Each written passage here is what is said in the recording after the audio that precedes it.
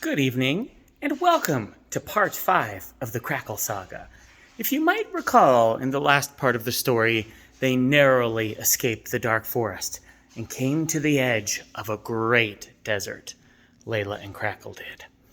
And this story is going to resume with the tale of what happened in that hot desert of evil. Well, as you may guess, the next morning, Crackle and Layla woke up, and they were in high spirits. They had survived the forest, they had survived the pit they had fallen into, and all those other things.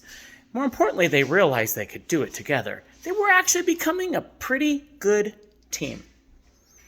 So they awoke, they ate, they tore down their little hutch that they had made, and they started on their journey. At first, the desert didn't seem that bad. The sand felt kind of cushy and nice on their feet. The sun was up above them and very hot. However, they noticed they didn't feel the heat as they did in their normal worlds. It was a desert, but without all the bad parts of being a desert. They didn't get thirsty. They didn't get overly hot. They didn't pass out. They didn't hallucinate and see mirages. Of course, at the time, they didn't know this. They walked up dunes and down dunes, and up dunes and down dunes. And despite this being a different kind of world, they still did feel their legs getting tired, and the monotony set in.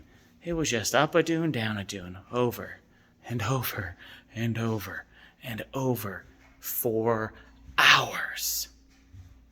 Well, finally they crested a dune, and in the distance they saw something that they thought was a mirage, because they did not yet know mirages did not happen in this world. It was two towers that looked like they were made out of sandstone. They were light brown and quite tall, and they could see them over the crest of a hill. And this motivated them, so they both started running as fast as they could. Layla was laughing with glee as she ran down the hill and up the next one. Crackle was smiling because he thought, wow, are we finally going to find some other people? He was going to be a little disappointed, I'll tell you that much. Anyway, they crested the next hill, and down below them, they saw the same two towers and a couple of other small structures that looked like they had been made out of stone and hardened sand. They stopped and they listened and they ducked down because they were no longer so sure how safe this world was, and they wanted to be cautious. They listened. All they could hear was the wind soughing through the canyon of dirt. They could hear of the sand blowing gently with the breeze. In the distance, they could hear a wolf howl in the far distance. And every once in a while, they would hear the caw of a crow. Nothing terrible seemed to happen, so they decided to move on and walk gently down to the building that had the two towers. The two towers rose up probably 4 stories high, and between them was a smaller 1-story structure with 2 doors on it. They opened the doors and went inside. And like most of the buildings they had seen, there were some remnants laying around. A chest, an old stone cutting table, a crafting table, maybe some decorations or knickknacks. But they got the feeling that nobody had lived here in a very long time. They really started to get worried because the theme of this world so far was nobody was around. And if not a single human was around, you know nothing good had happened in the past. Anyway, they went through the first floor and they started climbing up to the towers. And the first tower they climbed up, there was nothing. It was just ladders of empty rooms. And they got to the top and they looked around, nothing. They climbed down, went over to the second tower and climbed up. Also there was nothing. They were feeling super disappointed because they had thought that this would be when they finally got to meet a person, or at the very least they would find some sort of clue about what was to happen. But alas, it was not to be so. So they exited the building with the 2 towers and started going into one of the other houses. And the first house, again, had a bed, a chest, a crafting table, a chair, a dinner table. But it was dusty. There were spider webs in the corner of the room. There was nothing. They did find a book that was an old story about a desert trader's, like somebody who trades, daughter, who went into the sand dunes and got accosted by a dervish, which was a swirling creature. It was like a living sand tornado. And they read the story, and it was pretty interesting. And in the end, the girl had learned how to defeat the dervish. She did so by throwing a potion of levitation into it, which caused the air to levitate and disperse. But nothing interesting. They went into 2 more houses. Nothing. The same thing. Remnants of people's lives, but nothing. They weren't there. What was going on? But finally, inside of the last house, they found something nice. First off, there was a chest in the main room. And inside that chest were 10 emeralds. So, of course, Crackle and Layla each grabbed 5. They reasoned they should split it down the middle. But there was something a little more unexpected. As Layla was walking across the room, she stepped on something that clicked. And she said, "Oh no, here we go again." But this time, instead of falling into the ground, a trapdoor opened in the corner of the room, and a stairway went down, down, down into the ground. Crackle asked, "Do you think we should go down there? Because I think I've had enough adventures for right now." Layla thought about it, and a glimmer came to her eye, and she said, "No, we need to explore this. We are adventurers. Who knows? Maybe there's someone down there we need to help. Maybe there's a weapon. Maybe there's armor. We don't know." So Crackle sighed in resignation and said, "Oh, Layla, you are going to be the death of me." But he said this with mirth and in a joking fashion. So down the stairs they went, and they were surprised by how far down it went. It probably went deep down as far as the towers were tall. And finally, when they got to the bottom, there was a beautiful stone basement. There was no moss or mold or spider webs anywhere. There was about 10 beds. There was a table that actually had food on it. It had chicken and fish, and it was not rotted. There were beds that looked freshly messed up. Nothing was covered in dust. Somebody had recently been here. Layla and Crackle looked at each other, and they each put their fingers up to their lips to indicate silence. Shh. And they explored. They found a chest with a man's journal in it. The journal just talked about planting crops and the best days and how much water each crop needed. Nothing super interesting. And as they were reading it, they heard the creak of a door, and they looked behind them, and the door that they hadn't even seen in the wall, must have been camouflaged, opened, and out popped 4 men. They were dressed in very white clothes, and they had hoods on, but they didn't seem evil. And when they saw Crackle, they actually jumped back and went, "Oh, who are you? Who are you?" And Crackle raised his hands to say, "Whoa, it's okay," and said, "I'm Crackle. This is Layla. Who are you?" And after the 4 people in the white clothes calmed down, one of them stepped forward and said, "My name is Pierre. We're the last remaining people of the village of Pilotia. That's where you're at. How did you find us? We haven't seen another human in, feels like years." So Crackle said, "Well, me and my friend Layla, we come from far away, and we're here looking for refugees from King Edward's kingdom. Have you seen them?" He shook his head and he said, "No. Some of them came through here many, many years ago. During my father's time, I didn't even meet them, but since then we have not had anyone else come from the west." And he shook his head and he said, "I'm sorry, I don't think your friends are still here." Layla smirked and said, "We'll see about that." And Crackle said, "Yes, we must go on, even though there's no hope." And the man said, "Where are you going?" And Crackle said, "We go to the east." That we have a map that showed us there's a green, something purple, like a black square with purple inside of it. And there's an X there, and we think that is where King Edward and his people went. King Edward died, but we think that's where his people went. And the man nodded and said, "Oh, black, you say? Let me think on this. I might have some advice for you. Sit down, eat." So they all sat down at the table, and they shared chicken and fish and milk. And Crackle and Layla shared their story. And the desert people shared their stories. It turned out they had been living here for many moons, and they left the abandoned village up top so that if anything evil came through, and they said every once in a while they would hear strange noises at night and see dark shapes that were like shadows flittering about. But anytime something came through, they would see the abandoned village and generally move on their way. And this made them feel happy, and this made them feel safe. Anyway, they had a very nice conversation by the candlelight, and afterwards they all sat around a campfire that they had built in their fireplace. And they talked.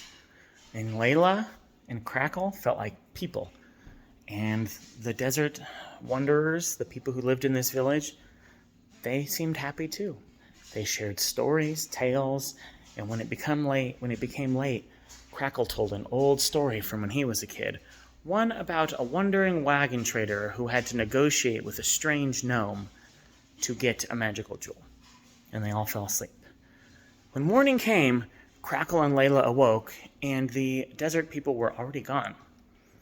And so they climbed up the staircase and looked outside, and they saw something that horrified them. They saw green circles everywhere. The same type of green circles that they saw when they had to slay a monster. They knew what this meant.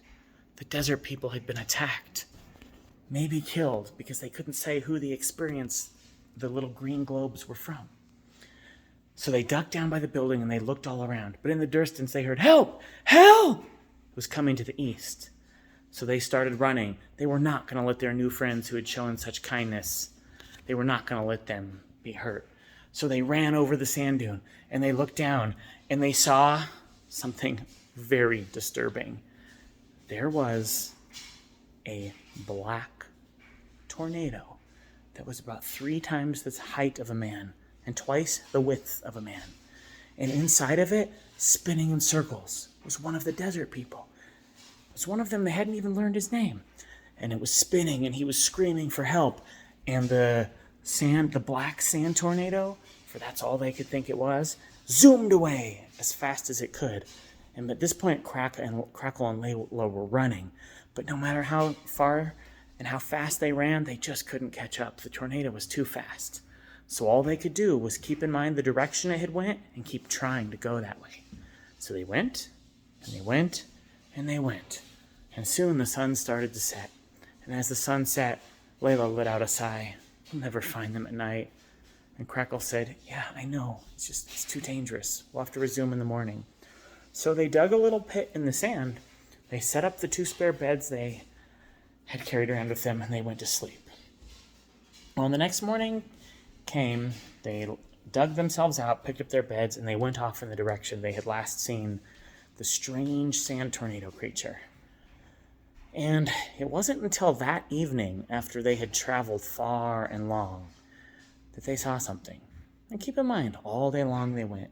All they could see all around them was desert. They couldn't even see the 2 tall towers behind them anymore. But as they crested one hill, they saw a stone circle on the ground. And they didn't know what it was. And as they got closer, they could see it was actually a dome made out of cobblestone and perhaps some sandstone as well. They weren't sure. They approached the dome carefully and they walked around it in circles. There was no entrance. What was this? How did you get in? So Crackle and Layla both got out one of their pickaxes and they chipped their way inside the dome. And when they got inside, they saw one of the desert people hanging by his feet from a chain on the ceiling. And Crackle walked underneath him and went, "Shh, shh." And the man looked at them with wide eyes. He was so scared, he just screamed, "Run before it gets you! Run!" And Layla said, "Shh, shh." And Crackle said, "Shh, we'll get you out." But it was too late. They heard the hissing of wind as the sand creature whirled inside of the room. It came directly at Crackle. It sucked him in, and no matter what Crackle could do, the creature swung him around in circles. And he was screaming, "Layla, run!" Because now he could see there was no way for them to escape. And Layla did that. She ran outside of the dome, quickly put up 2 stone bricks, and escaped. The sand creature somehow made a chain appear from the ceiling and shot Crackle up onto it, so his feet were stuck, and he, too, was hanging upside down next to his new friend. "Well, that was a bad idea," he said. And meanwhile, the desert person next to him was just kind of mumbling and crying because perhaps he had gotten his hopes up. So Crackle and that man hung there they don't know how long, for it was dark in the room. There was no windows, no place for light to come in. And they waited, and they waited, and eventually Crackle fell asleep. And he awoke when he heard something quite loud. His eyes flitted open, and he looked, and there was a giant hole in the side of the dome. And the sand creature, he could see it just come into existence from nowhere and start spinning, and it rushed out the door. And then he could hear Layla going, "Come and get me!" And then he heard Layla like taunting this creature a few more times and got farther away. And then he heard nothing. He was hanging there expecting any minute while he was hanging upside down to see Layla running through the door. Well, I shouldn't say the door, the hole that she had blown into the side of the building. But nothing happened. 15 minutes passed, 20, 30. They laid there impatiently. They tried to reach up and break their chains, but there was nothing they could do. And finally, at long last, a head peeked around the corner, and Crackle was relieved and happy that he saw Layla come through. When Layla came through, she said, "Are you guys okay?" And Crackle said, "Yeah, but can you please get us down? This is so uncomfortable." So she took out her bow, and she went and shot both of the chains, because remember, she had the amazing bow. And they went conk and fell to the ground and lost half their hearts, but they were okay. They stood up and they brushed the dirt on themselves, and Crackle said, "Layla, what on earth happened? What was that explosion? How did you save it?" And she said, "Well, I found one of the other desert people. One more of them survived. And he gave me 7 blocks of TNT, and I used them to blow up the side. And then once the creature came out, I used a levitation potion we crafted, and it worked, just like in the story. The levitation potion exploded inside of the dust, and it all just started levitating away, and it spread out as it levitated. And when the potion wore off, all the grains of sand just fell to the ground, and the creature was gone. And all that remained was a giant orb of this green stuff. By the way, when I take this green stuff and eat it, it makes me feel really strong." And Crackle thought, "That's interesting. Sounds like something from a video game." Anyway, they all sat and they regrouped, and the 2 people from the desert were very, very sad that clearly their other 2 friends had left, but they decided to head back home anyway because it was the only life they had known. And they had nothing else to do. They had nothing else to look forward to. That was their home.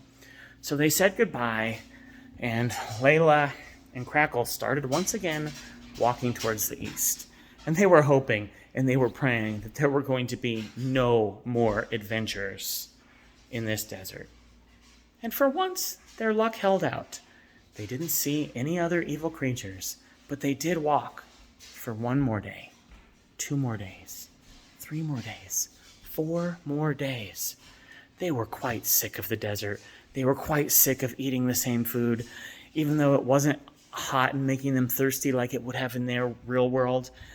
The monotony was so boring. And they were just very, very happy when they finally saw what came next.